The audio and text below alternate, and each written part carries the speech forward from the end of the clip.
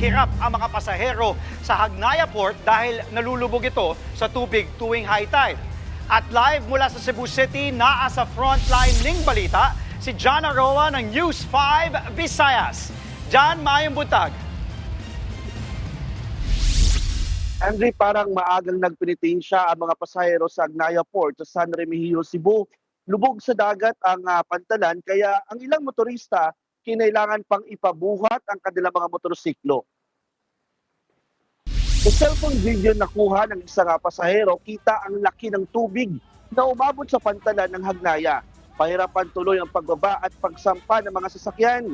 Ang motorsiklo na ito, kinailangan buhatin ng 5 tao para hindi lumubog.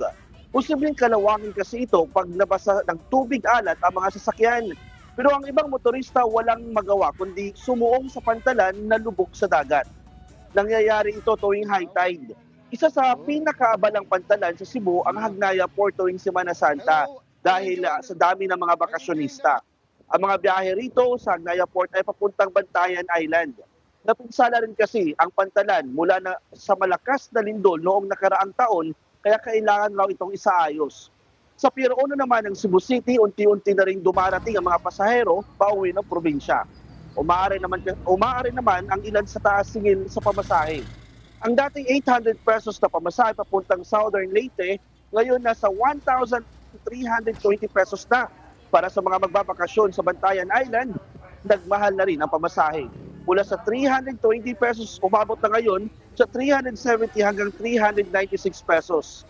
Ayon sa mga operator dahil ito sa mataas na presyo ng petrolyo.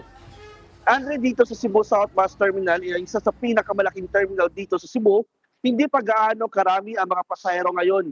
Kaya bukas ng umaga ay inaasahang dadami ang mga pasahero.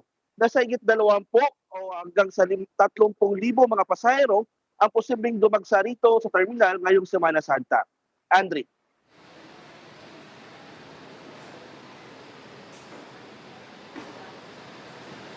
Maraming salamat live mula sa Cebu, John Aroa.